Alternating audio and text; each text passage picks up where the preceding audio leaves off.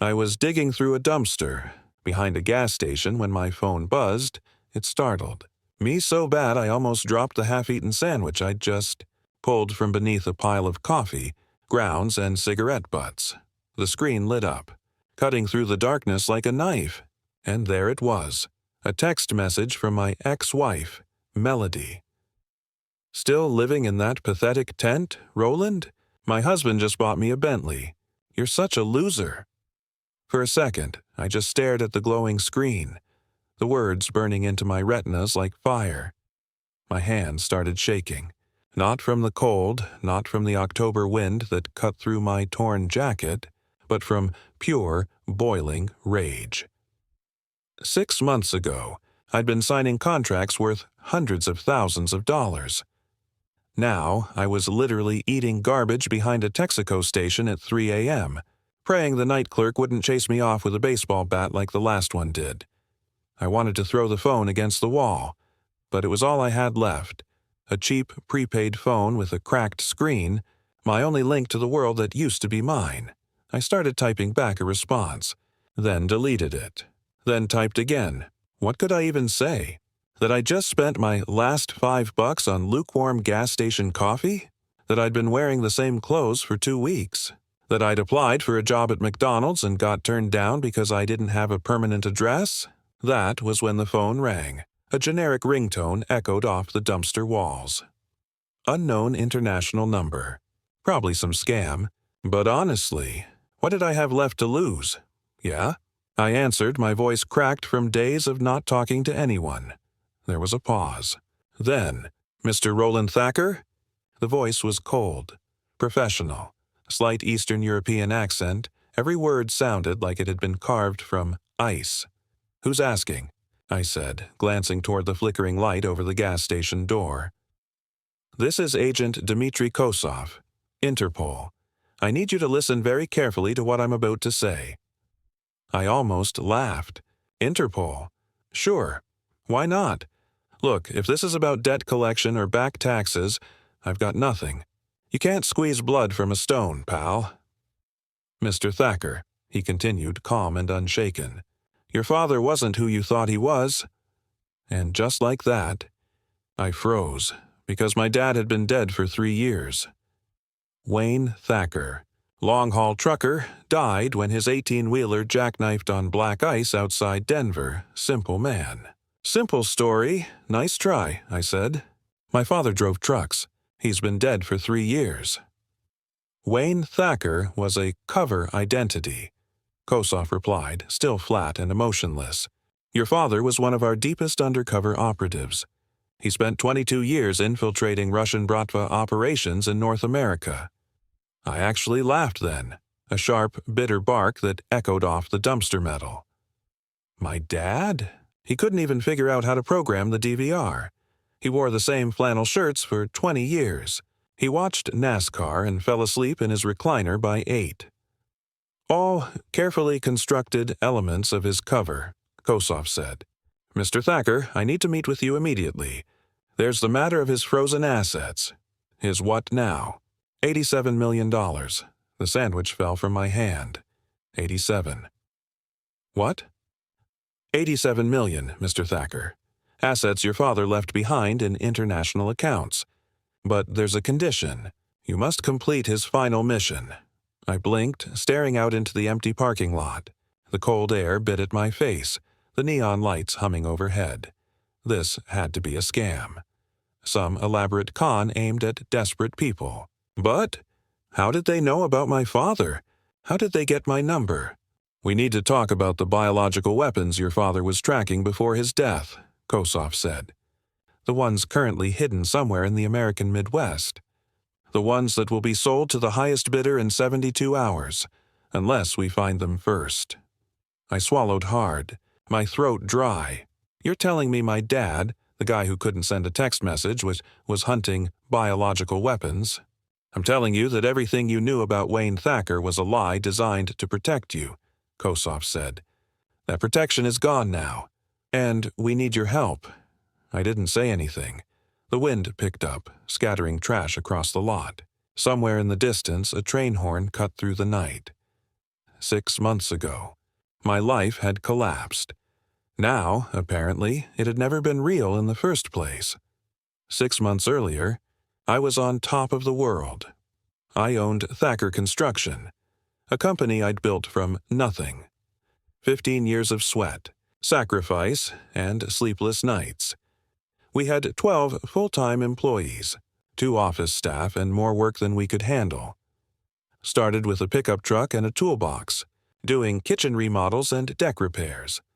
By the time it all came crashing down, we were bidding on commercial projects worth millions. My father had been dead for 3 years at that point.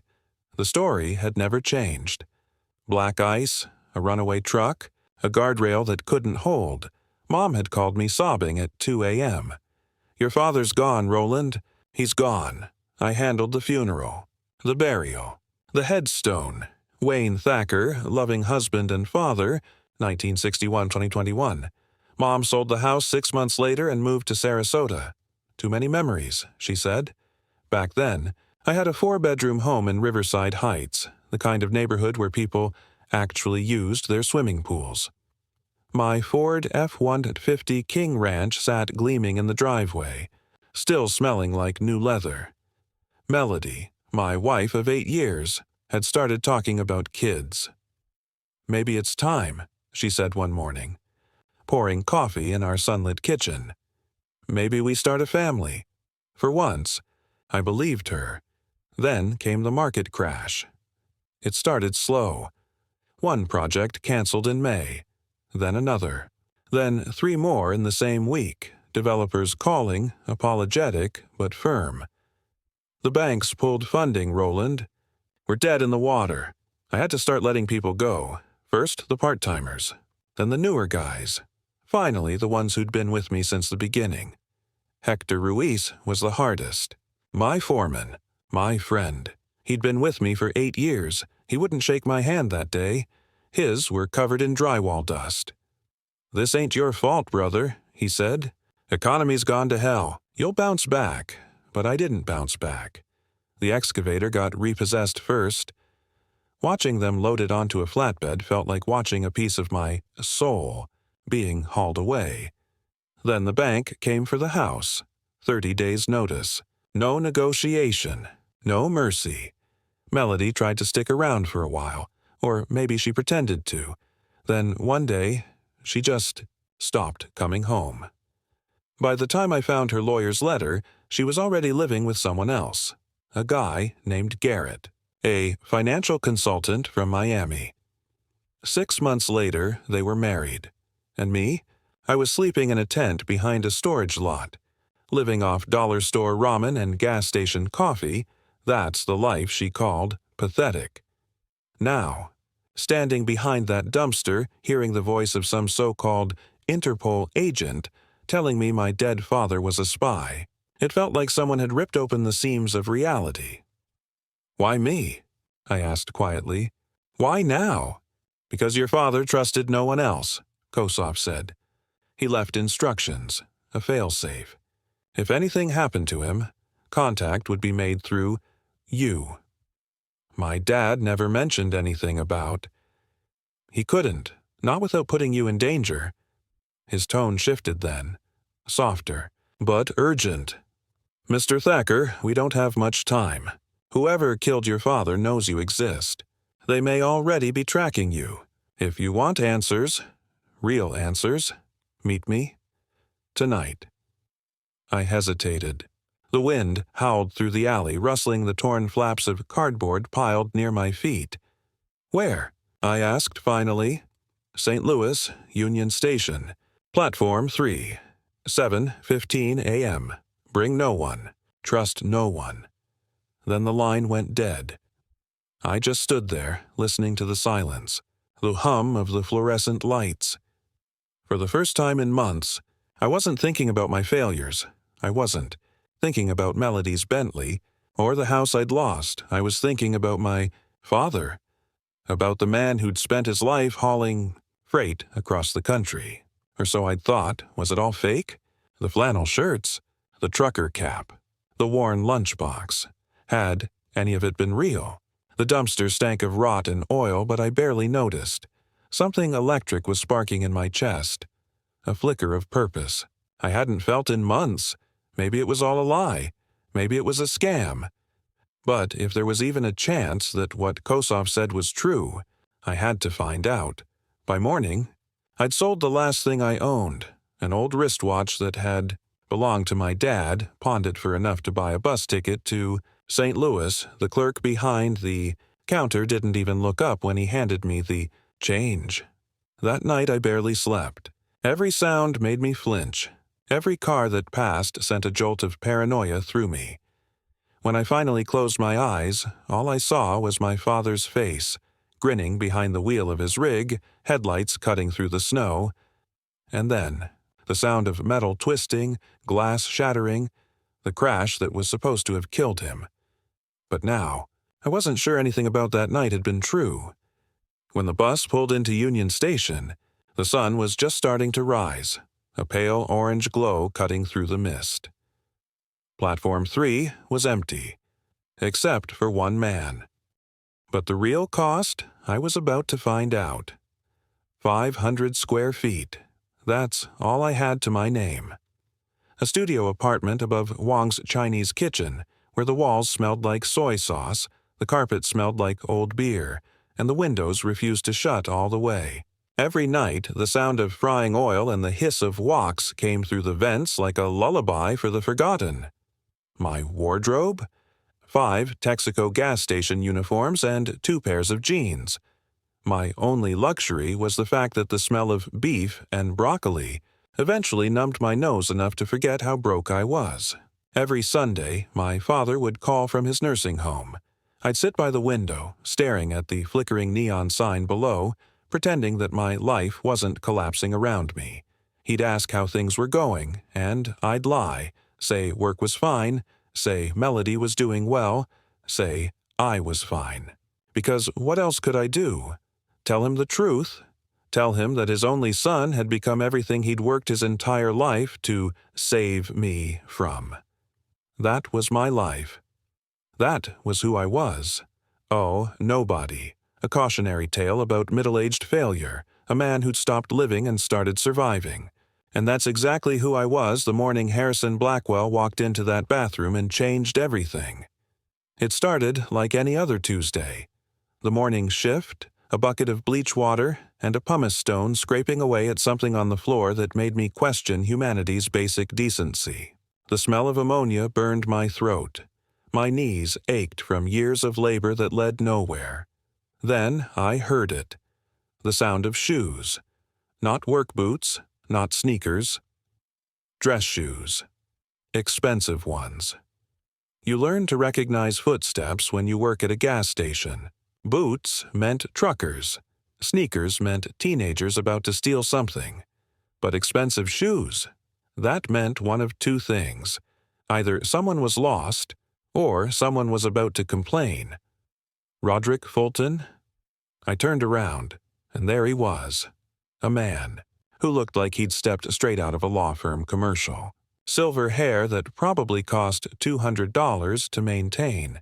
A face untouched by exhaustion. Teeth that had never met a coffee stain. And a suit, God, that suit, that probably cost more than I made in 3 months. He looked wrong, standing in that filthy gas station bathroom, like a wolf in a chicken coop. "That's me," I said, pulling off my gloves, trying to sound less pathetic than I felt. "My name is Harrison Blackwell," he said. "Blackwell, Sterling and Associates, Houston, Texas. I need to speak with you about your uncle, Cornelius Fulton." The name hit me like cold water. Uncle Cornelius. The ghost of family rumors. The name that had existed only in fragments of conversation my father quickly shut down. I'd asked once, years ago, about him. My father's only answer. That man chose money over blood. That was the end of it. Until now. "He passed away 2 weeks ago," Blackwell continued. His voice was polished, professional but not unkind. "You're named in his will." I almost laughed. It bubbled up, shaky, uncertain. then died before it reached my lips. "Mr. Blackwell, there must be some mistake," I said. "I clean gas station bathrooms for a living. My uncle and I weren't close. I met him maybe twice. Whatever he left me, it can't be much." Blackwell didn't flinch. He set his briefcase down on the counter, clicked it open with practiced precision, and pulled out a folder thick with legal documents. "Mr. Fulton," he said, adjusting his glasses, "your uncle owned Fulton Energy Corporation, 3 oil refineries in Texas, numerous active wells throughout the Gulf region, real estate holdings in Houston and Dallas, and a diverse investment portfolio. The total estate is valued at approximately," he looked up from the papers, $340 million. The pumice stone slipped from my hand and clattered onto the tile. The sound echoed off the walls like a judge's gavel announcing a verdict. $340 million. The words didn't make sense. My legs gave out. I gripped the edge of the sink just to stay upright. "That's impossible," I said. "There must be another Roderick Fulton. Check your papers again." Blackwell smiled faintly. Not the smug kind, just the kind of smile a man gives when he knows there's no mistake. Date of birth, October 15th, 1969. Son of Wallace Fulton, retired automotive mechanic. Former resident of 44 Rue 27 Maple Street, Indianapolis. Current resident of 4111B above Wong's Chinese Kitchen. Every word hit like a hammer. This man knew more about me than most of my friends ever had. I sat down on the closed toilet seat, bleach-stained pants and all, because standing was suddenly too much. "Why?" I asked quietly. "Why me? I didn't even know him." Blackwell's expression softened just enough to make me uneasy. "Your uncle followed your life quite closely, Mr. Fulton. He had reports. He knew about your job loss, your divorce, your current situation." He reached into his briefcase again and pulled out another paper. "There's also a small bequest to a Melody Fulton." I froze. "She's my ex-wife," I said. "Left me for my cousin Dexter 2 years ago." Blackwell nodded, lips tightening. "Yes, well, your uncle left her exactly $1. The note attached reads, and I quote, 'So she knows I knew exactly what kind of woman she was.'" For the first time in months, maybe years, I laughed. A real laugh. Deep and sharp and a little broken. Even from the grave, a man I barely knew had managed to deliver the perfect insult to the woman who destroyed me. Blackwell allowed the moment to pass before clearing his throat. "There's one more thing," he said, reaching into the briefcase one final time. "Your uncle left this." It was an envelope. Yellowed with age, sealed with wax like something out of another century. My name was written across the front in shaky handwriting. He requested that you read it alone, after being informed of the inheritance, Blackwell said.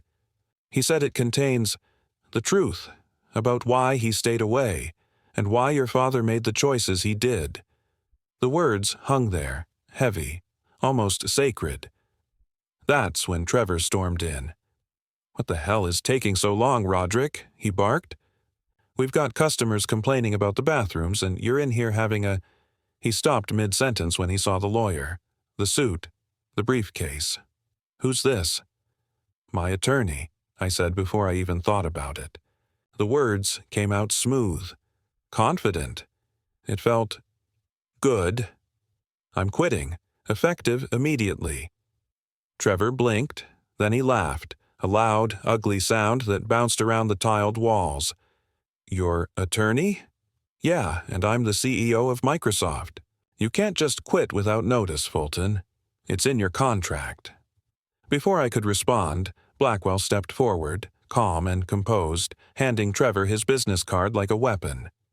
"Actually," he said, "Mr. Fulton can leave immediately, and I'll be happy to handle any legal questions you may have about his employment contract." Trevor's face went pale. His mouth opened and closed like a fish gasping for air.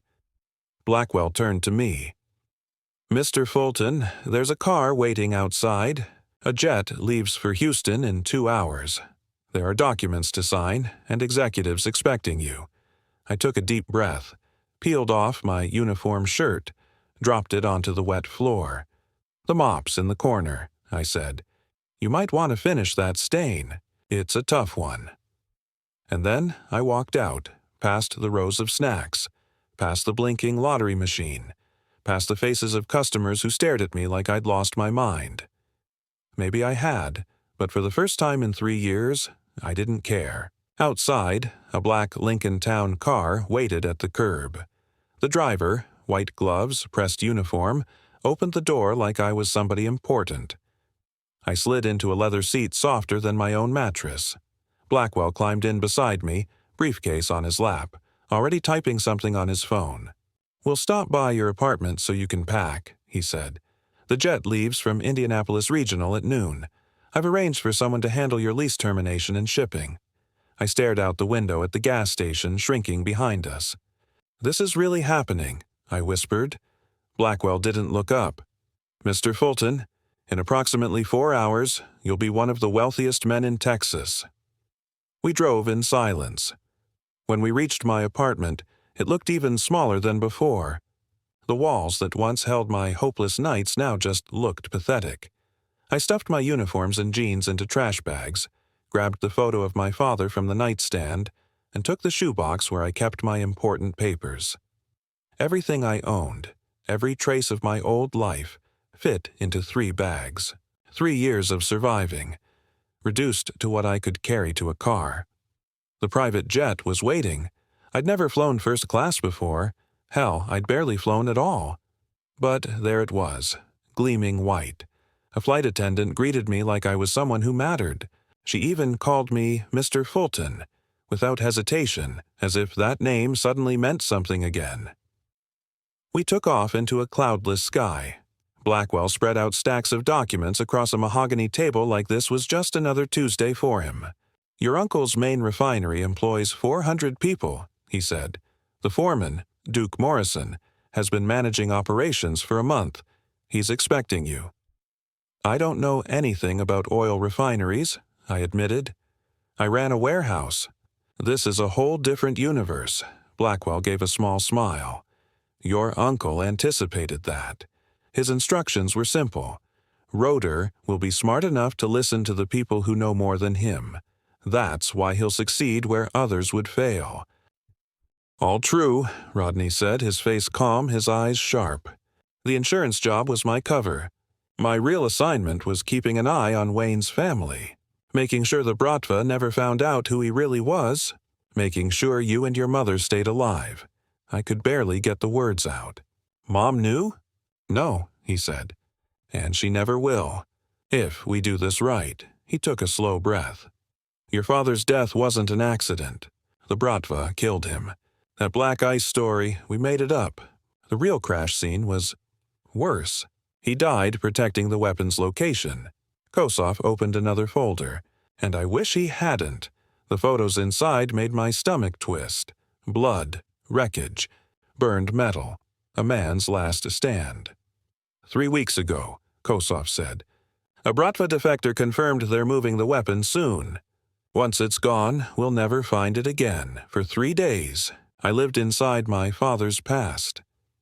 We drove to a storage unit I'd been paying for with money from collecting cans and bottles. Unit 47B. Storage on Richmond Avenue, 10 by 12 feet of ghosts. Inside were all the things Mom couldn't throw away but couldn't bear to see. His trucker logs, 15 years' worth.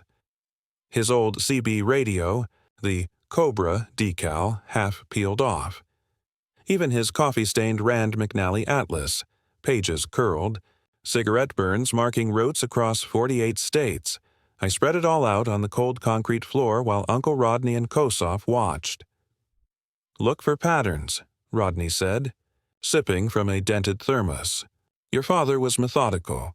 If he hid something, it'll be in plain sight, somewhere only you would think to look. I grabbed one of the logbooks. 2020. His last full year of driving. Every trip was there. Times, miles, stops, way stations.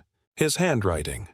Perfect, neat, consistent, But something stood out.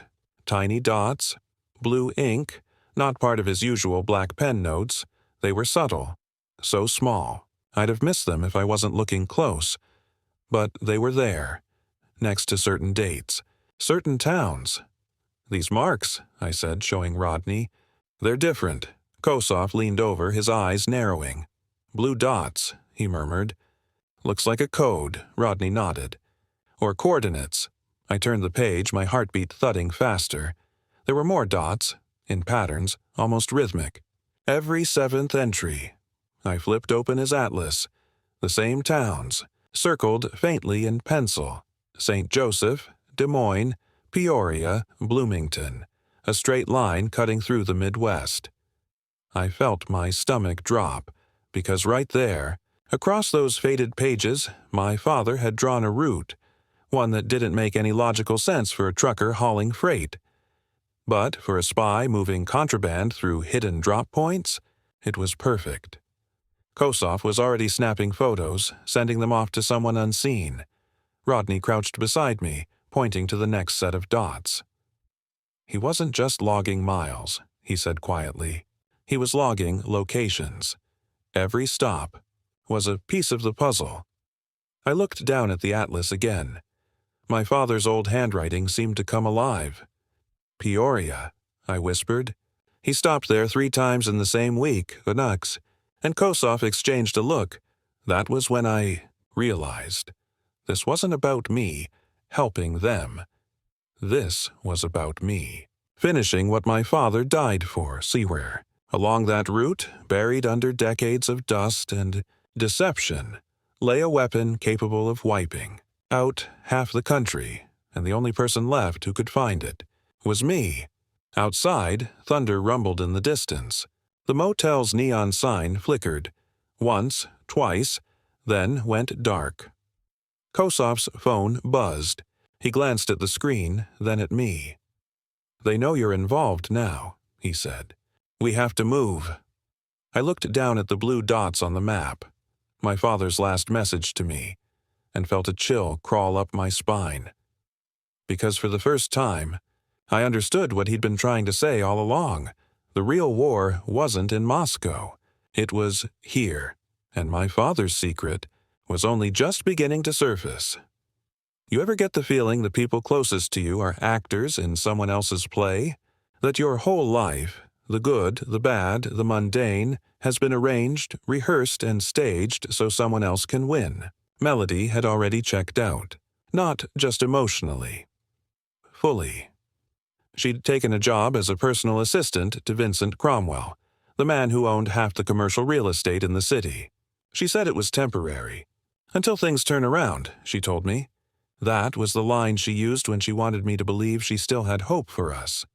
But when your wife comes home wearing someone else's perfume and smiling like she's been weightless for weeks, you stop believing in temporary. She worked late nights. She started bringing home clothes that didn't smell like me anymore. I knew, but I was broken. I didn't have the fight left in me. I watched my life slip away slow and loud, like a house being dismantled piece by piece while I slept. One afternoon, she handed me papers in my truck, parked outside the unemployment office. Not a look, not a touch, just words, cold and final. "I can't live like this. Vincent understands ambition. He's building something. You've just given up." Those words hit like a sledgehammer. I'd poured everything I had, 15 years of blood and stubbornness, into Thacker Construction. We'd gone from a pickup and a ladder to bidding on multi-million-dollar projects. We had a crew, a shop, a real life built with calloused hands and late nights. Then the market died. One canceled job, then another. Lenders pulled lines of credit. The crane went quiet. The men I trusted left with their tools and their dignity. Hector Ruiz, my foreman, my brother in sweat, packed up and left without even shaking my hand. "This ain't your fault," he told me. He smiled the way you smile for someone who's going down. But the world kept pulling things away until there was nothing left to hang on to. They repossessed the excavator first. Watching that machine get loaded onto a flatbed felt like watching my own heart be hauled off. The bank took the house next. Melody left. The divorce was over before I could learn to breathe again. 1 week later, a repo man took the truck. The one thing that felt like me, the smell of leather, the radio, gone. So I slept in a $20 Coleman tent behind the old railroad tracks. I learned every dumpster's schedule. I found which truck stop sold 10 minutes of hot water for $3. I learned the churches that handed out meals without the altar call. I lived in someone else's refuse until I could remember how to be invisible. Through all of that, I kept holding on to one thing: the idea that there was still some way back. Even if it was petty, even if it was small, then the world apparently decided to upend the rules again. My father, Wayne Thacker, had been dead 3 years, or so everyone said. Black ice on Interstate 70, an 18-wheeler that couldn't stop, a guardrail that failed. Funeral, headstone, the whole tidy story. I recited it in my head like a eulogy practice. But then, Agent Kossoff from Interpol handed me a manila folder in a motel off I-70 and told me to open it. He didn't wear a suit. No dramatic badge flash, no government office smell. Just a leather jacket that had seen the world and eyes that had learned not to blink at danger. He slid the folder across the scarred tabletop like it was a grenade. Inside were pictures of my father in places I'd never imagined him. Red Square, Berlin cafes, strangers circled in red ink at my 10th birthday. There were notes in his handwriting. Not grocery lists, but coded messages and travel logs that made no sense. For a trucker hauling drywall, Kossoff called my father by another name, Nikolai Vulov, an undercover operative, who spent 22 years inside the Bratva, the Russian Mafia's American network. My father, the man who couldn't figure out email without calling me 3 times, had been playing dumb to survive. He'd been teaching the Bratva to look past him while he mapped them like a hunter maps a forest. The folder smelled like old coffee and lies that had been kept warm too long. It also smelled like money. Investments and accounts hidden across borders. Kossoff tapped his tablet. $87 million, he said. Legally transferred to you. Upon completion of his final mission. $87 million. That's a number that calls to you when you live under a tent and the nights are long. But money wasn't what made the hair on my arms rise. It was the problem attached. My father had been tracking something he couldn't finish. Not drugs, not guns. Something framed in a language that made my skin crawl. Biological. A weaponized hemorrhagic fever, stolen from a Ukrainian lab in 2019, engineered, airborne, long incubation. Weeks where an infected person moves through crowds, breathing contagion into the world before a fever ever warns them. If it were true, we weren't talking about a city on its knees. We were talking about an entire region becoming a map of grief. Finish what he started, Kossoff said. You knew him. You'd find clues only you'd notice. Help us, and the money is yours. Refuse, and 6 months from now your name will be in headlines that don't have room for mercy. I wanted to laugh at the whole thing. I wanted to call it a scam and go back to the tent. But then Uncle Rodney, the insurance man who insisted on teaching me how to throw a curveball, walked into the motel room wearing an Interpol badge on a chain. My uncle was my handler. His insurance job was a cover. He'd watched us for years. He'd been the one to make sure the Bratva didn't know what Wayne was doing. He told me the truth. The crash that killed my father wasn't an accident. The Bratva killed him. The story of black ice was a story we told the world so our enemies wouldn't look too closely. Rodney and Kossoff laid the map on the motel floor. 15 years of my father's trucker logs, a coffee-stained Rand McNally atlas, a CB radio with a faded Cobra sticker. Hidden in the margins, small blue dots. Dad never used blue pen. Look for patterns, Rodney said. Your father was methodical. He'd hide things in plain sight. Those blue dots were tiny, almost invisible unless you were looking for them. Then they became Braille for danger. Salina, Kansas. North Platte, Nebraska. Topeka. Columbia, Missouri. Patterned like a skeleton key for the Midwest. And between the inked towns in the margin were numbers that looked random until I read them the way he would, as coordinates. GPS. The man got a unit in 2019 and was proud enough to call me and explain how it worked. He'd been so sure he'd never get lost again. Kossoff plugged the numbers into his tablet and frowned. Bracken Salvage Yard, outside of Topeka. Abandoned for 2 years on paper. But Wayne had records showing 17 deliveries there during his last year. Always off route, always unrecorded. Bracken's yard belonged to Yuri Bracken, or so the files said. Kossoff dug deeper and found something that made his face go stone cold. Yuri Bracken was actually Yuri Volkanov, a former Soviet chemical weapons specialist who immigrated in 1991. A man listed on papers as reformed, but my father had been building a case against him. Rodney said it straight. We need a team. This wasn't a stakeout. This was walking into a nest. Kossoff made calls. In hours, we had a surgeon of bioscience in our corner, Maria Delgado from the CDC on loan to INTERPOL, and Thomas Pike, a former Navy SEAL whose smile suggested he'd lost a battle only to win the war. I knew enough about demolition and construction to know the places where people hide things. In foundations, in concrete voids, in the buried infrastructure of a city. Those salvage yards are a tangle of hidden compartments and reinforced sheds. I called Hector from the motel parking lot. Hector, it's Roland. I need you in Topeka. Bring your demolition gear, everything you kept after the company closed. He didn't ask why. He just said where and when. Tomorrow, I said. Dawn at Bracken's. 3 days later, a text from Melody lit my phone while we were still packing gear. Vincent says you've been asking questions about his Russian friends. What are you playing at, Roland? You're going to get yourself killed. My blood ran cold. I hadn't mentioned Russians to a soul. The only way Melody could know was if Vincent, her new husband, the real estate magnate, was connected to this mess. I showed Kossoff the message. He typed. He searched. Vincent Cromwell, he said. No records before 2008. His social security number belonged to a child who died in 1987. Property holdings purchased with cash through shell companies. Warehouses along I-70, Rodney muttered. Jesus. The room smelled like old coffee and betrayal. Victor? I asked out loud, connecting dots that clattered into place. Kossoff's face was a map of what he'd found.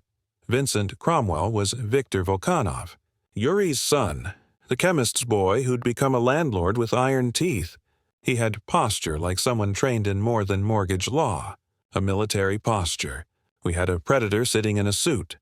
We agreed, hit Bracken Salvage Yard at dawn. We drove in a van that smelled like oil and adrenaline. The yard looked dead from the road. Piles of rust, crushed cars, a sign that said, closed. On paper, it was abandoned. In reality, it was a breathing trap. The second our van crossed the gravel entrance, floodlights erupted from every corner. They cut the morning like someone had turned on 1,000 suns. Men, at least a dozen, emerged from behind the carcasses of cars, automatic rifles glinting. They moved like a practiced force, not scrappy thugs, military. A black SUV pushed forward through a pyramid of crushed metal. The man who stepped out was not the polished developer the city knew. This man was fierce. The suit couldn't hide the soldier. Vincent, or Victor, walked toward us. And there, beside him, stepping from the passenger side with a face pale and tight as a drum, was Melody. He smiled, and when he spoke my name, the accent that rolled out of his mouth wasn't the elegant Midwestern drawl I'd heard at council meetings. It was old country Russian vowels scraping at the edges of his consonants. Roland, he said, son of Nikolai. You look just like him. Same stubborn jaw, he signaled, and men forced us to our knees in gravel. Rocks bit through my jeans. Hector cursed under his breath. Clove, Rodney, Pike, Maria, we were a line of hands bound behind our heads. The air was a metal taste of diesel and fear. Victor walked among us like a man making a list. Did you really think we didn't know? He asked. Your father cost me 17 years in a Siberian prison. Because he testified. Because he took our lives and called them crimes. My family died because of him. He grabbed my hair and jerked my head back. Pain flashed hot, but I didn't break. Your father was a thief and a murderer who called it duty, he spat. He ruined us. My world was a collage of faces and accusations. Victor's hand tightened on my scalp. Then he walked over to Melody and wrapped an arm around her. She flinched. He smiled like a man showing off a prize. Your wife has been very helpful. Told me everything about your pathetic life. Helped? I thought. Suddenly, the text made sense like a riddle falling into place. Victor pulled out his phone and showed me a photo. My mother, Gloria, at her water aerobics class in Florida. He lifted the phone like a sermon. One call, he said. One accident. My throat closed. I was desperate. I needed to buy time. The biological weapons aren't here, I said, voice dragging. They never were. My father moved them before he died. The only question is where? Victor's face changed. For a moment, he looked like a man trying to puzzle gravity. We've torn apart everything he touched, he snarled. Storage units, trucks, properties. He couldn't hide it forever. Hector's voice came out soft, steady, surprising. Not everything, he said. He looked at me. I looked at him. Memory flashed. Decades in a basement, cement mixed, hands raw and steady. Remember when your dad insisted on pouring one corner of my mother's basement himself? Wouldn't let me help? He brought his own cement bags. Victor's eyes widened. Recognition is a dangerous thing. He grabbed Melody by the hair and yanked her head back, pressing a gun to her temple. Call him, he hissed. Tell him to give us the location or I kill her. Time moved like syrup. The sun beat down. I heard the metal clank of the crushed cars like distant bells. Then something moved. Melody, pale with fright, surprised everyone. With emotion so fast it felt like it came from a storybook, she pulled a Glock from her purse and fired. The shot cracked the morning like lightning. Victor went down, clutching his shoulder, his face a mask of shocked pain and fury. He let out a sound that was half scream, half laugh. For a breathless second the world held its air. FBI! Everyone freeze! Boomed a voice like a television order. Helicopters screamed in overhead. Interpol tactical units that had been planted since midnight poured in from the trees. Spotlights tore the yard into slices. Men who had seemed to have the upper hand realized they were outgunned and outnumbered. 10-1. They dropped their weapons, faces empty. Rodney helped me up, grinning like a man who'd learned patience is a weapon. Kossoff had known it was a trap. We'd set a better one. Melody fell to her knees and sobbed. Her tears were jagged, raw. Victor lay on the gravel, blood seeping through his tailored sleeve. He laughed, a wet, broken sound, and even in pain it felt like a confession. 3 months, he said, voice thin. 3 months of the plan. We nearly had it. He spat blood into the dirt. Your father took everything from me. I took everything back. They cuffed him. They pulled him under lights. Medics took his arm. He looked at me and, with a smile that would never be kind, said, You saved her. But you can't save what's already been sold. The words landed not as a threat, but as a ledger. A list of transactions I didn't understand and didn't want to. When the dust settled, Interpol had documents and arrests and a dozen questions. Maria Delgado sealed evidence with the kind of clinical calm you only see in labs where human lives hang on test tubes. Victor was restrained. Men in uniforms loaded him into a van. Melody's hands were shaking in mine. Her voice, when it came, was a hush of confessions. I've been working with them, she whispered, for 3 months, feeding Victor false information, getting proof. I thought it would keep you safe. I wanted to hate her. There were days when I did, but then she looked at me like a woman who had been someone else for far too long, and I saw the woman who had once told me she wanted a family. I saw the fear. I felt the relief. I felt the betrayal and the forgiveness, faceted and complicated. Kossoff moved through the aftermath like a man counting lives on his hands. He kept his voice low. It's not over, he said. Victor's wound buys us time, but he's not the man who will sign the final deal. The buyer is still out there. The money's a breadcrumb to lead us to the rest. He showed me the photos and the evidence, shell companies, transfers, the warehouses along I-70. pieces of a web my father had spent his life unraveling. As we walked away from the salvage yard, the morning felt like a world that had been paused and then resumed. People went back to their lives, but we had changed. The men who had come for us were handcuffed and fed to the legal machine. The helicopters left like vultures with clipped wings. But in the files and the confessions was a truth that was too heavy to pretend. Money had already changed hands. A buyer in Syria had wired a down payment. Someone, somewhere, maybe already, had physical custody of something that could erase cities, the blue dots in my father's logbook had led us to the face of the man who thought he could rewrite history with chemical and cash. We'd exposed him, but exposure is not control. Arrests don't undo ledgers. They don't rewind the past. I held the key my father had left me, a small metal thing that felt like a promise and a debt. I held the photograph of him in Berlin, smiling with men who wore the world's shadows as a second skin. I held the knowledge that the route he'd charted with pen and blue dots was just the beginning. Rodney said, "You did good today." He said it like a man who has seen too many funerals to let sentiment bloom into foolishness. Kosov said, "We'll follow the money." Maria said nothing. That's how scientists speak when they're rewriting what they think is possible. Hector clapped me on the shoulder. His hand was warm and real.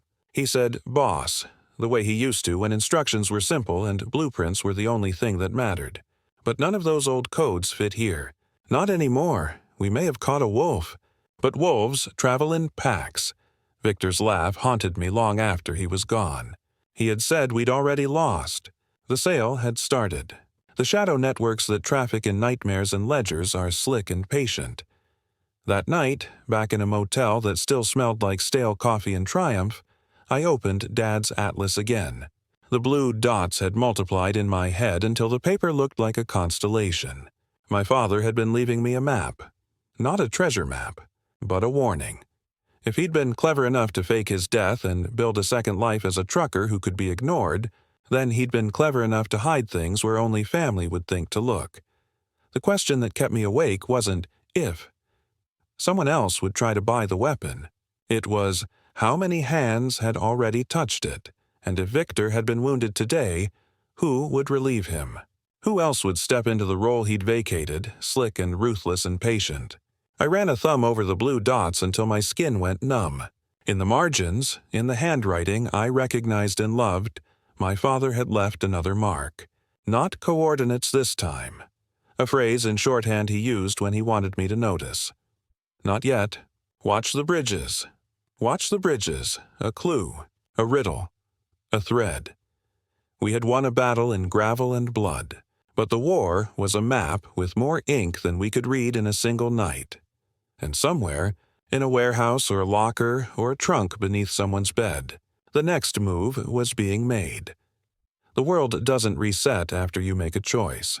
It rolls forward, dragging everything else like water around a submerged stone. I slept like a man with one eye open. Dawn came like a threat and then a promise. I knew we'd follow the money, but I also knew money is only a ledger. The real question was where my father had hidden the path to stop it, and whether the path would lead us to a mercy anyone deserved. The blue dots were a map. The keys were a promise. The photograph was a confession. But the next line of this story, the part that determines whether everything we did today saved a life or merely delayed the storm, hadn't been written yet. And someone out there was already turning the page.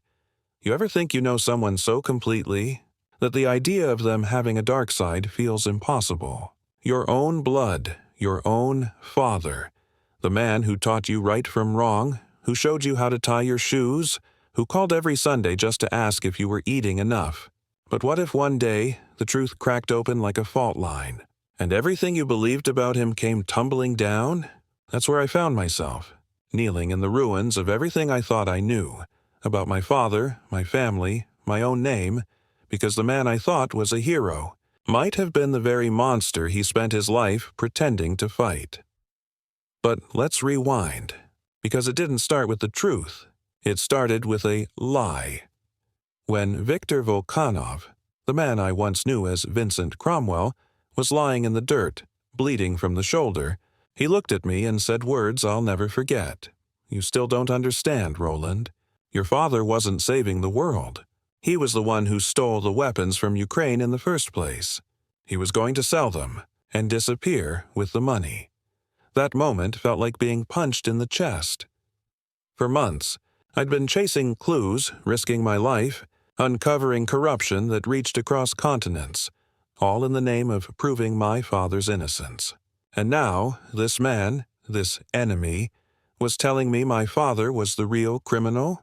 I wanted to believe it was another manipulation, another desperate lie from a dying man trying to take someone down with him.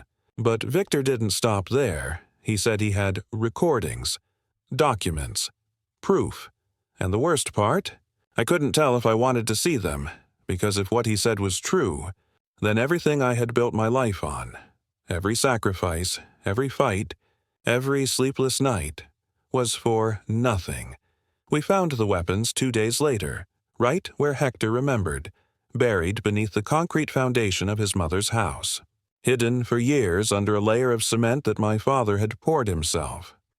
37 vials, each one a death sentence. Weaponized hemorrhagic fever, designed to spread faster than any government could contain. Maria Delgado and her CDC team worked 18 straight hours to extract them safely. She told me later those containers were industrial grade, the kind you'd use for deep-sea chemical storage. They could have stayed buried for decades, she said quietly, and no one would have ever known. That night, I sat in the back of an Interpol van, staring at the glowing horizon. The salvage yard was still crawling with agents, flashing lights reflecting off rusted metal. It should have felt like victory. But all I could feel was hollow, because if Victor was telling the truth, then the man who taught me how to drive a stick shift and patch a roof was also the man who nearly unleashed hell on Earth.